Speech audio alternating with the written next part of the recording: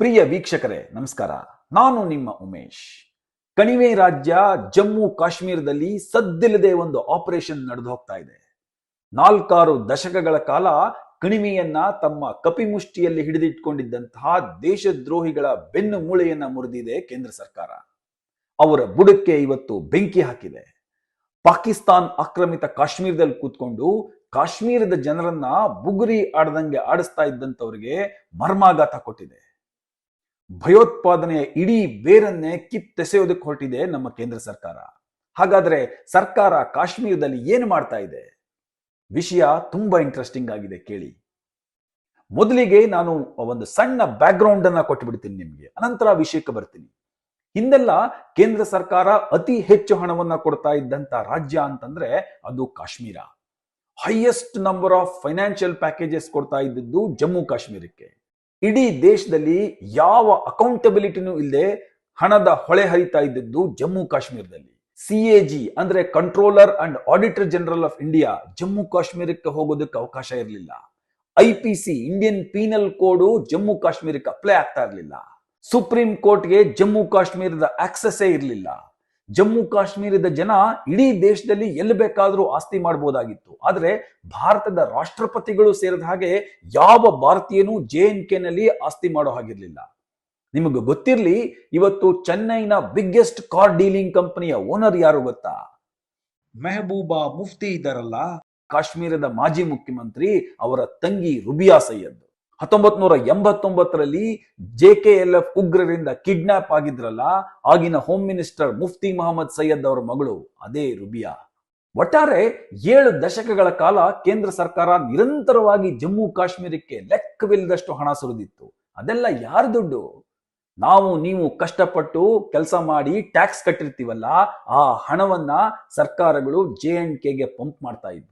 ಇದರ ಜೊತೆಗೆ ಗಡಿಯಾಚೆಯಿಂದ ಎಗ್ಗಿಲ್ಲದೆ ಫೇಕ್ ಕರೆನ್ಸಿಗಳು ಬರ್ತಾ ಇದ್ವು. ಪಾಕಿಸ್ತಾನ್ ಸರ್ಕಾರ, ಅಲ್ಲಿನ ಸೈನ್ಯ, ISI ಅವ್ಯಾಹತವಾಗಿ ಖೋಟಾ ನೋಟ್ಗಳನ್ನ ಪ್ರಿಂಟ್ ಮಾಡಿ ಭಾರತಕ್ಕೆ ಕಳಿಸ್ತಾ ಇದ್ವು. ಅದರ ಪರಿಣಾಮ ಕಾಶ್ಮೀರದ ರಾಜಕಾರಣಿಗಳು ಪೊಗದಸ್ತಾಗಿ ಬೆಳೆದ್ರು, ಭಯೋತ್ಪಾದಕರನ್ನ ಬೆಳೆಸಿದ್ರು. ಇಡೀ ಕಾಶ್ಮೀರವನ್ನ ಭಯೋತ್ಪಾದಕರ ಸ್ವರ್ಗವನ್ನಾಗಿ ಮಾಡಿಬಿಟ್ರು. ಕಾಶ್ಮೀರದ ಎಲ್ಲ ರಾಜಕಾರಣಿಗಳು, ಹುರಿಯತ್ ಲೀಡರ್ಸ್ಗಳು, ಭಯೋತ್ಪಾದಕರು ಇವರೆಲ್ಲರೂ ಮಲ್ಟಿ ಮಿಲಿಯನರ್ಸ್ಗಳಾದ್ರು, ಕರೋಡ್ಪತಿಗಳಾದ್ರು. ಒಬ್ಬೊಬ್ರು ಜಮ್ಮು ಕಾಶ್ಮೀರದ ಒಳಗೆ ಹೊರಗೆ ಎಲ್ಲಂದರಲ್ಲಿ ಬೇನಾಮಿ ಆಸ್ತಿಗಳನ್ನ ಮಾಡಿದ್ರು. ಕಾಶ್ಮೀರಿ ಪಂಡಿತರ ಮನೆ ಮಠಗಳನ್ನ ಕಿತ್ಕೊಂಡು ಅವರ ಹೆಣ್ಮಕ್ಕಳ ಮೇಲೆ ಅತ್ಯಾಚಾರ ಮಾಡಿ ಕಣಿವೆಯಿಂದ ಹೊರಗಡೆ ಕಳಿಸಿದ್ರು. ಇವತ್ತು JNK ಸುತ್ತಮುತ್ತ ಇರೋ ಆಸ್ತಿ ಎಲ್ಲ ಇವ್ರದೇ. ಇನ್ನು ಎಲೆಕ್ಷನ್ ಬಂತು ಅಂತಂದ್ರೆ ಕಳೆದ 30 ವರ್ಷಗಳಿಂದ ಅಲ್ಲಿ ಕೇವಲ 7% ವೋಟಿಂಗ್ ಆಗೋದು. ಅಧಿಕಾರಕ್ಕೆ ಬರ್ತಾ ಇದ್ದವ್ರು ಯಾರು? ಫರೂಕ್ ಅಬ್ದುಲ್ಲಾ ಫ್ಯಾಮಿಲಿ ಅಥವಾ ಮುಫ್ತಿ ಮೊಹಮ್ಮದ್ ಸೈಯದ್ ಫ್ಯಾಮಿಲಿ ಅಷ್ಟೇ. ಇವರನ್ನ ಗೆಲ್ಲಿಸೋದಕ್ಕೆ ಯಾಸಿನ್ ಮಲ್ಲಿಕ್ ನಂತಹ ಬಿಟ್ಟ ಕರಾಟೆ ಅಂತಹ ಉಗ್ರಗಾಮಿಗಳು AK-47 ಹಿಡಿದು ನಿಂತು ಬಿಡ್ತಾ ಇದ್ರು. ಪೊಲಿಟಿಕಲ್ ಲೀಡರ್ಸ್ಗಳು, ಹುರಿಯತ್ ಲೀಡರ್ಸ್ಗಳು ಉಗ್ರಗಾಮಿಗಳಿಗೆ ದುಡ್ಡು ಸುರಿಯೋರು. ಈ ಉಗ್ರಗಾಮಿಗಳು ತಮ್ಮ ಚೇಲಾಗಳಿಗೆ ಮತ್ತೆ ದುಡ್ಡು ಹಾಕೋರು. ಇದೇ ಚೇಲಾಗಳು ಸೇನೆಯತ್ತ ಕಲ್ಲು ತೂರೋರು. ಕಣಿವೆ ತುಂಬಾ ಇವರೇ.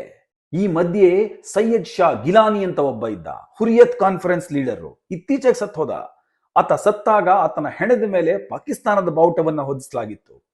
ಇವತ್ತು ಆತನ ಮಕ್ಕಳೆಲ್ಲ ಜಮ್ಮು ಕಾಶ್ಮೀರದಲ್ಲಿ ಗವರ್ಮೆಂಟ್ ಜಾಬ್ ನಲ್ಲಿದ್ದಾರೆ. ಅಷ್ಟೇ ಯಾಕೆ, ಸುಮಾರು 30ಕ್ಕೂ ಹೆಚ್ಚು ಮಂದಿ ಕಾಶ್ಮೀರಿ ಪಂಡಿತರನ್ನ ಬರ್ಬರವಾಗಿ ಕೊಂದಾಕದ್ನಲ್ಲ ಬಿಟ್ಟ ಕರಾಟೆ, ಅವನ ಹೆಂಡತಿ ಇವತ್ತಿಗೂ ಕೂಡ ಗವರ್ನಮೆಂಟ್ ಎಂಪ್ಲಾಯಿ ಜಮ್ಮು ಕಾಶ್ಮೀರದಲ್ಲಿ. ಹಿಜ್ಬುಲ್ ಮುಜಾಹಿದ್ದೀನ್ ಉಗ್ರ ಸಂಘಟನೆಯ ಮುಖ್ಯಸ್ಥ ಸೈಯದ್ ಸಲಾಲುದ್ದೀನ್ ಇವತ್ತಿಗೂ ಪಾಕಿಸ್ತಾನದಲ್ಲಿ ಕೂತ್ಕೊಂಡು ಭಾರತದ ವಿರುದ್ಧ ಮಸಲತ್ ಮಾಡ್ತಾ ಇದ್ದಾನೆ. ಅವನ ಮಕ್ಕಳುಗಳು ಸೊಸೆಯಂದ್ರೆಲ್ಲ ಗೌರ್ಮೆಂಟ್ ಜಾಬ್ ನಲ್ಲಿದ್ದಾರೆ. ಭಾರತದ ರಾನ ಮಾಜಿ ಮುಖ್ಯಸ್ಥರೊಬ್ಬರು ತಮ್ಮ ಪುಸ್ತಕವೊಂದರಲ್ಲಿ ಇದೇ ಸೈಯದ್ ಸಲಾಲುದ್ದೀನನ ಮಗ ಜಮ್ಮುನಲ್ಲಿ ಹೇಗೆ ಮೆಡಿಕಲ್ ಸೀಟ್ ಪಡ್ಕೊಂಡ, ಅನಂತರ ಶ್ರೀನಗರಕ್ಕೆ ಹೇಗೆ ಟ್ರಾನ್ಸ್ಫರ್ ಮಾಡಿಸ್ಕೊಂಡ ಅಂತ ತುಂಬಾ ವಿವರವಾಗಿ ಬರೆದಿದ್ದಾರೆ. ಪ್ರತಿ ವರ್ಷ ಜಮ್ಮು ಕಾಶ್ಮೀರಕ್ಕೆ ಕೋಟ್ಯಾಂತರ ರೂಪಾಯಿ ಹಣವನ್ನ ಕೇಂದ್ರ ಸರ್ಕಾರ ಕೊಡ್ತಾ ಇತ್ತು. ಆದ್ರೂ ಅಲ್ಲಿನ ಸರ್ಕಾರಕ್ಕೆ ಸರ್ಕಾರಿ ನೌಕರರಿಗೆ ಸಂಬಳ ಕೊಡೋಕೆ ದುಡ್ಡಿರ್ತಿರ್ಲಿಲ್ಲ.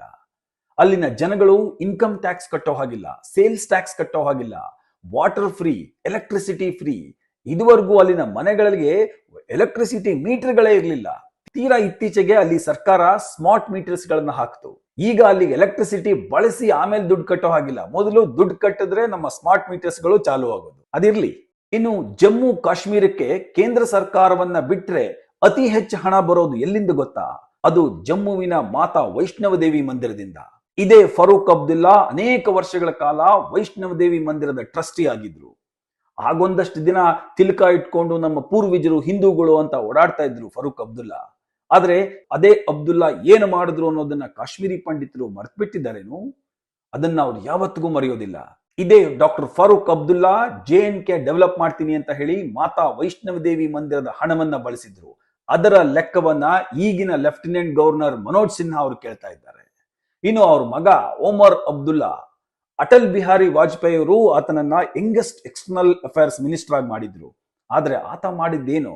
ಅಧಿಕಾರದಿಂದ ಕೆಳಗೆ ಇಳಿದ ತಕ್ಷಣ ಅದೇ ವಾಜಪೇಯಿ ಅವರ ಹತ್ರ ಕೆಟ್ಟದಾಗಿ ಕೈ ಬೆರಳನ್ನ ತೋರಿಸಿ ಬಾಯಿಗೆ ಬಂದಂಗೆ ಮಾತನಾಡಿ ಅವ್ರಿಗೆ ಅವಮಾನ ಮಾಡಿ ಪಾರ್ಲಿಮೆಂಟ್ ಇಂದ ಹೊರಗಡೆ ಬಂದ. All these are on records. ಇಷ್ಟೆಲ್ಲ ಮೆರೀತಾ ಇದ್ದ ಇವರಿಗೆ ನರೇಂದ್ರ ಮೋದಿ ಅವರು ಅಧಿಕಾರಕ್ಕೆ ಬಂದ ತಕ್ಷಣ ಇದ್ದಕ್ಕಿದ್ದಂಗೆ ಚಳಿ ಜ್ವರ ಬರೋದಕ್ಕೆ ಶುರುವಾಯಿತು. ಮೊದಲು ಡಿಮಾನಿಟೈಸೇಷನ್ ಆಗ್ತಾ ಇದ್ದಂಗೆ ಇವರ ಬೆನ್ನ ಮೂಳೆನೆ ಮುರಿದು ಹೋಯ್ತು, ಫಂಡ್ ಫ್ಲೋ ನಿಂತೋಯ್ತು. ಅನಂತರ ಆರ್ಟಿಕಲ್ 370 ಮತ್ತು ಆರ್ಟಿಕಲ್ 35A ಆಬ್ರೋಗೇಟ್ ಆಯ್ತು. ಕೇಂದ್ರ ಸರ್ಕಾರ ನಿಧಾನವಾಗಿ ಕಣಿವೆಯನ್ನ ಕಂಟ್ರೋಲ್ಗೆ ತೆಗೆದುಕೊಳ್ಳೋದಕ್ಕೆ ಶುರು ಮಾಡಿತು.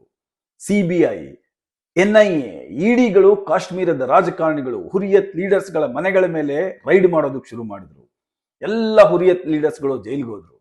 ಈಗಲೂ ಅಲ್ಲೇ ಕೊಳಿತಾ ಇದ್ದಾರೆ. 4 ಮಂದಿ ಇಂಡಿಯನ್ ಏರ್ ಫೋರ್ಸ್ ಆಫೀಸರ್ಸ್ ಗಳನ್ನ ಬರ್ಬರವಾಗಿ ಕೊಂದಿದ್ನಲ್ಲ JKLF ಮುಖಂಡ ಯಾಸಿನ್ ಮಲ್ಲಿಕ್, ಆತನಿಗೂ ಈಗ ಜೀವಾವಧಿ ಶಿಕ್ಷೆ ಆಗಿದೆ. Today all Indian laws are applicable in Jammu and Kashmir.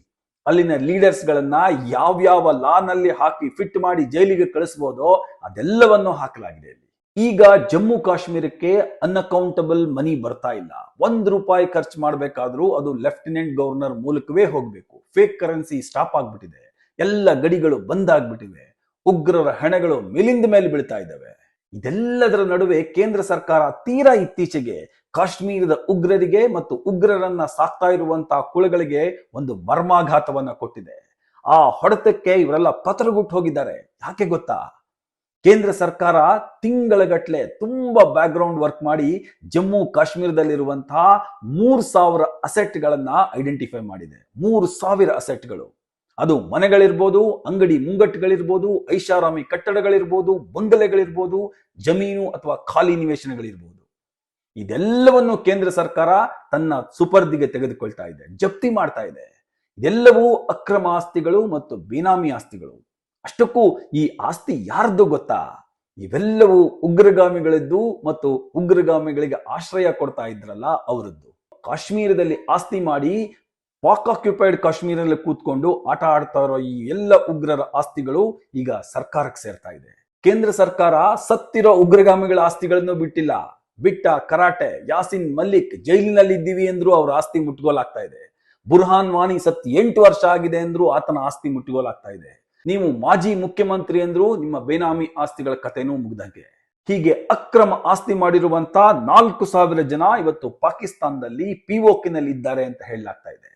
ಅವರಲ್ಲಿ 300 ಮಂದಿ ಕಟ್ಟ ಉಗ್ರಗಾಮಿಗಳು. ಅವರ ಎಲ್ಲ ಆಸ್ತಿಗಳು ಈಗ ಕೇಂದ್ರ ಸರ್ಕಾರವನ್ನ ಸೇರುತ್ತೆ. ಅದಕ್ಕೊಂದು ಕಾನೂನಿದೆ. ಸರ್ಕಾರ ಆ ಕಾನೂನಿನ ಪ್ರಕಾರ ಈ ಎಲ್ಲ ಆಸ್ತಿಗಳನ್ನ ಮುಟ್ಟುಗೋಲು ಹಾಕೊಳ್ಳುತ್ತೆ. ಒಂದೊಂದು ಆಸ್ತಿನೂ ಕೋಟ್ಯಾಂತರ ರೂಪಾಯಿ ಬಾಳುತ್ತೆ. ಶ್ರೀನಗರ, ಜಮ್ಮು, ಅನಂತನಾಗ್, ಬಾರಾಮುಲ್ಲಾ, ಸೂಪುರ್, ಪುಲ್ವಾಮಾ ಇಲ್ಲೆಲ್ಲ ಬೇನಾಮಿ ಆಸ್ತಿಗಳಿವೆ. Indian government is getting huge money out of this. ಸರ್ಕಾರ ಇದನ್ನ ಮತ್ತೊಬ್ಬರಿಗೆ ಮಾರಬಹುದು, ಬುಲ್ಡೋಸ್ ಮಾಡಬಹುದು, ಅಥವಾ ಆಕ್ಷನ್ಗೆ ಹಾಕಬಹುದು, ಏನ್ ಬೇಕಾದ್ರೂ ಮಾಡಬಹುದು. ಬಂದ ಹಣವನ್ನ ಕೇಂದ್ರ ಸರ್ಕಾರ ಜಮ್ಮು ಕಾಶ್ಮೀರದ ಡೆವಲಪ್ಮೆಂಟ್ಗೆ ಬಳಸ್ತಾ ಇದೆ. ದೇಶದಲ್ಲಿ ತುಂಬಾ ಜನ ಕೇಂದ್ರ ಸರ್ಕಾರ ಹೀಗೆ ಮಾಡಬೇಕು ಅಂತ ಕೇಳ್ತಾ ಇದ್ರು. ಈಗ ಮೋದಿ ಸರ್ಕಾರ ಅದನ್ನೇ ಮಾಡಿದೆ.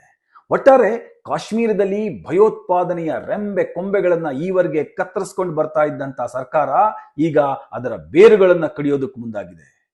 ಪ್ರಧಾನಮಂತ್ರಿ ನರೇಂದ್ರ ಮೋದಿ ಅವರು, ಗೃಹ ಸಚಿವ ಅಮಿತ್ ಶಾ ಅವರು ಮತ್ತು ರಾಷ್ಟ್ರೀಯ ಭದ್ರತಾ ಸಲಹೆಗಾರರಾದ ಅಜಿತ್ ದೋವಲ್ ಅವರು ಈ ಯೋಜನೆಯ ಹಿಂದೆ ಇರುವಂತಹ ಶಕ್ತಿಗಳು ಅಂತ ಹೇಳಲಾಗ್ತಾ ಇದೆ. The operation is already begun. The hunting is on. ಇದು ಟ್ರೈಲರ್ ಅಷ್ಟೇ, ಅಭಿ ಪಿಕ್ಚರ್ ಬಾಕಿ ಹೈ. ಮುಂದೆ ಮಾರಿ ಹಬ್ಬ ಕಾದಿದೆ. ಸುಮ್ಮನೆ ಯೋಚನೆ ಮಾಡಿ, ಇದು ಕಣಿವೆಯಲ್ಲಿ ಯಾವ ಸಂದೇಶವನ್ನ ನೀಡಬಹುದು ಅಂತ ಹೇಳಿ. ಮುಂದೆ ಯಾರಾದ್ರೂ ಒಬ್ಬ ಉಗ್ರ ತಮ್ಮ ಮನೆಯಲ್ಲಿ ಬಂದು ಉಳ್ಕೊಳ್ತೀನಿ ಅಂತಂದ್ರೆ ಆ ಮನೆಯ ಯಜಮಾನ 100 ಸಲ ಯೋಚನೆ ಮಾಡಿ ಇಲ್ಲ ಅಂತ ಅನ್ಬೇಕು. ಆಶ್ರಯ ಕೊಟ್ರ ಅವನ ಕತೆ ಮುಗೀತು. ಮಾರನೇ ದಿವಸ ಬೀದಿಗೆ ಬಂದು ನಿಲ್ಬೇಕಾಗತ್ತೆ ಅಥವಾ ಜೈಲ್ನಲ್ಲಿ ಕೊಳಿಬೇಕಾಗತ್ತೆ. ಉಗ್ರರ ನೆಟ್ವರ್ಕ್ ನಲ್ಲಿ ಹೇಗೆ ಭಯ ಹುಟ್ಟಿಸಿದೆ ನೋಡಿ ಕೇಂದ್ರ ಸರ್ಕಾರ. ಆರ್ಟಿಕಲ್ 370 ಅಬ್ರೋಗೇಟ್ ಆದ್ಮೇಲೆ ನಿಜಕ್ಕೂ ಕಾಶ್ಮೀರ ಬದಲಾಗಿದೆಯಾ ಅಂತ ಕೇಳೋರ್ಗೆ ಇದೊಂದು ನೇರವಾದ ಉತ್ತರ ಅಲ್ವಾ? ದಯವಿಟ್ಟು ನಿಮ್ಮ ಅಭಿಪ್ರಾಯಗಳನ್ನ ತಿಳಿಸಿ. ಇಷ್ಟು ಹೇಳಿ ಇವತ್ತಿನ ಈ ಸಂಚಿಕೆಯನ್ನ ಮುಗಿಸ್ತಾ ಇದ್ದೀನಿ. ನಮ್ಮ ಈ ಸಂಚಿಕೆ ನಿಮಗೆ ಇಷ್ಟ ಆಗಿದ್ರೆ ಲೈಕ್ ಮಾಡಿ, ಫಾಲೋ ಮಾಡಿ, ಶೇರ್ ಮಾಡಿ, ನಿಮ್ಮ ಸರ್ಕಲ್ ನಲ್ಲಿ ಈ ವಿಡಿಯೋಗಳನ್ನ ಶೇರ್ ಮಾಡಿ. ನಮಸ್ಕಾರ.